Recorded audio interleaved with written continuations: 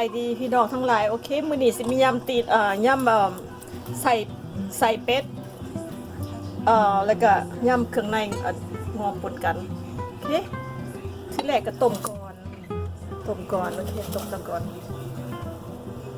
ต้มเบิดนี่ต้มกระบดลายให้มันก่อนเปื่อยเพราะว่ามันสุกแล้ว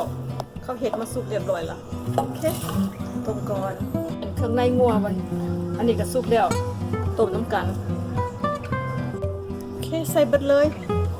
เห็ดยำกินแกงบอมวายโอเคเกลือใส่เกลือหน่อยนึง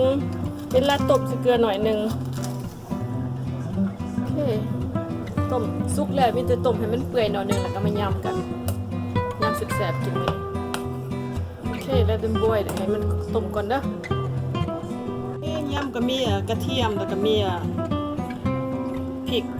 โอเคฉับวัตถุอันนี้จะเฮ็ดเจียวโอเคตัดกับฉับหมุนนิดตอนน้อยๆเวลาเรากินมันจะหอมโอเคง่ายๆนี่นะเจียวโอเคตัดพริกซอยพริกให้มันตอนน้อยๆเจียวต้องใส่พริกกับเจียวมันจะค่อยหอมโอเคหั่นให้มันหมุนเที่ยงคือกันโอเคแต่ละถอยไว้เจียว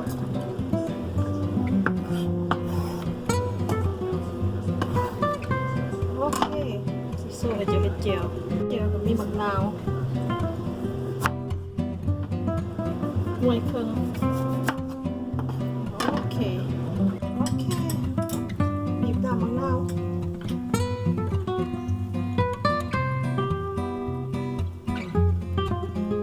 บีบจนเบิด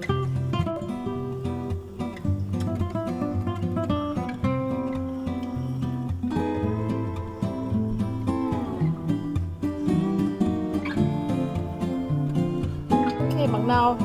อยู่ในถ้วยแล้วเจียวกับมีน้ำตาลน้ำปลาเท่านั้นง่ายๆนึงโอเคน้ำตาลก็ประมาณครึ่งบวงปลาก็ประมาณ3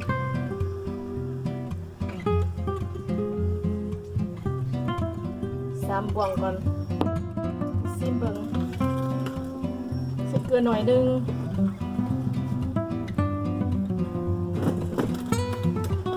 ซิมเบิง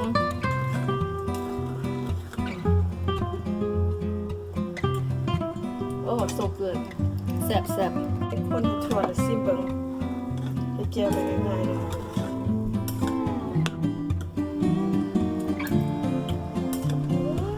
แซ่บหลายแซ่บใส่น้ำปลาอีกนัวเลยแซ่บหลายด้วยคุณเจ้าแซ่บเจียวนี่ค่ะเจียวสุกดอกหวานลูกสบอมดัดค่ะต้มสุกละโอเคใส่ลงไปเลยโอเคน้ำเจียวเถาะลงเลยเบิดเลยท่านพออันได้ก็ตื่นอีกใช่อันได้พอ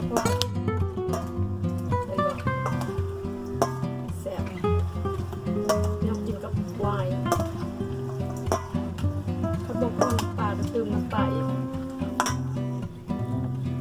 พวกหอมมะนาว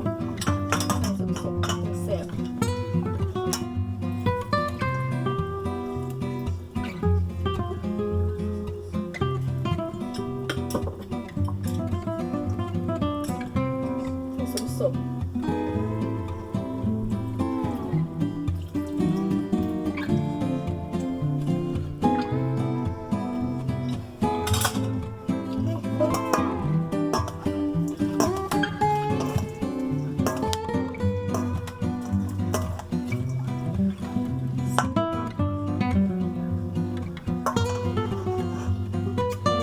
สดทุ่งใจ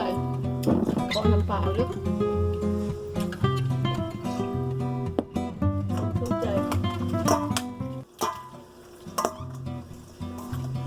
แซ่บหลายเอามือซ่าดีกว่า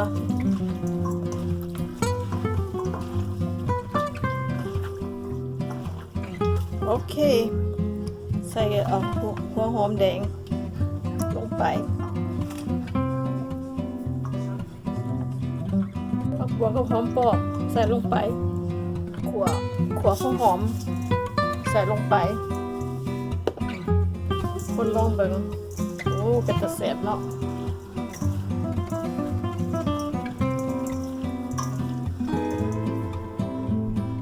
ซิมครับหัวข้าวหัวบวกแดงใส่เบิดเลยมาใส่เบิดเลยหอมลงไปอีก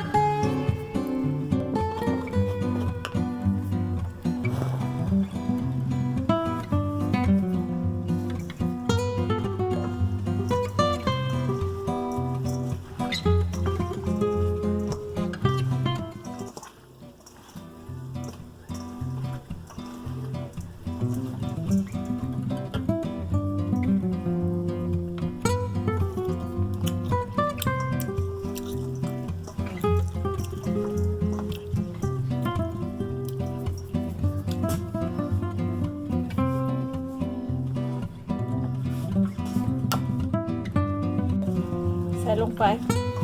พร้อมลาบ Oh my god look at this when you have it แล้วได้นี่นะกินได้ละ Oh my god แซ่บหลายเด้อ